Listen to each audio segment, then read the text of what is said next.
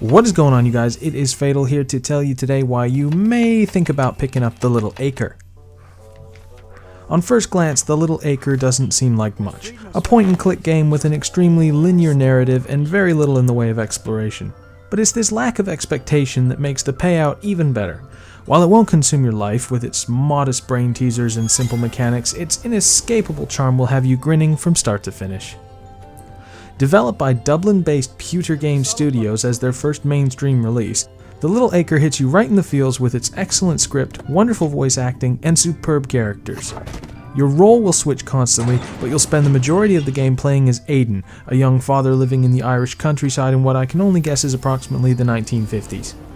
You have with you your trusty dog Dougal, and your little girl Lily. You start off by trying to get dressed and make breakfast for Lily, but you quickly become involved in something far less ordinary as you discover your invention-crazed father, who has been missing for some time, possesses a strange machine that with the help of a particular crystal power source can transport you to another reality. The layout is perfectly acceptable, and though short, you will feel engaged by the pacing of the narrative. So what's good in The Little Acre? Well, it will take you about 5 seconds to realize that the backdrops of this game are absolute gold. From an artistic background point of view, this is one of the best looking games to come out in 2016. It's a shame that the character models and interactive objects in the world stand out so much by looking simply okay. None of the game is ugly, but if the characters were made in the same vein as the backgrounds, it would have been absolutely stunning. Much like the rest of the game, the music is charming and harmless, though it can get very repetitive in the early stages of the game. You'll want to travel into different areas just to change the tune for a moment. This brings us to the characters. While Aidan is a serviceable young father who reacts to situations like most people would, the stars of the show are Lily and Dougal. Lily is feisty, self-assured, and adventurous, all while maintaining the innocence of a child. She's funny, cute, the voice acting is top-notch, and she's definitely the highlight of the game. The family dog Dougal is an absolute delight as well. Dougal's behavior as Lily's would-be guardian in Aidan's absence is absolutely adorable. The puzzles themselves are fairly well thought out, and if like me you didn't realize there was a tip tool until you were nearly finished the game, you may find yourself scratching your head from time to time. Some of the puzzles are fairly creative, and others are just clever.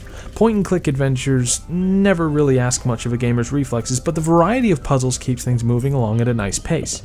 There are combination puzzles, timing puzzles, memory puzzles, traversal puzzles, code puzzles, multi-stage puzzles, it just goes on and on.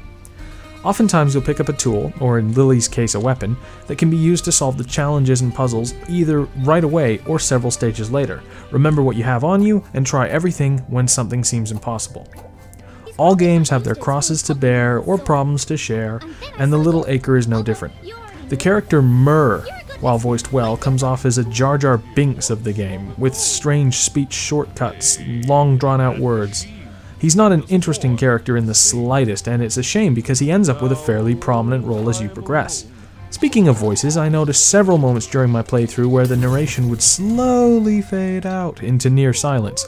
I'd crank the volume up, then quickly have to turn it back down when new dialogue began. These problems are almost exclusive to Aidan. He speaks very quietly, and several times I relied entirely on the subtitles to know what he'd said. Sometimes he speaks so quietly that the score drowns him out completely.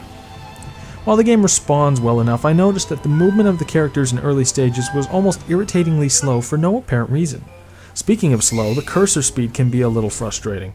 Some puzzles depend on a bit of pace on your part, and more than once I had to reattempt things several times in a row because I simply couldn't get the cursor where I wanted it quickly enough.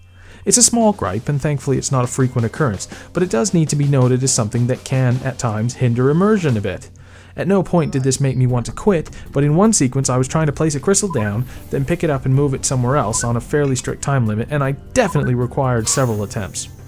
The interface suits the needs of the game, and your inventory and options screen drops for you with a single button press. Using your inventory on the game world itself is as simple as clicking on the item from your inventory, then pressing on whatever you want to interact with. There are no deep RPG elements or anything like that to give the game replayability or longevity, and it will only take you 2 hours, if that, to beat the entire game, but it's easy enough to start a new game when you're done, and it's quirky, cute, and fun enough to warrant another, perhaps less error-ridden playthrough. When it's all summed up, despite some audio issues, cursor speed hindrances, and a very short campaign, The Little Acre is definitely worth your time. With its wonderful backgrounds, cute characters, and plethora of clever little puzzles, this point-and-click is an adorable little game with an enormous heart.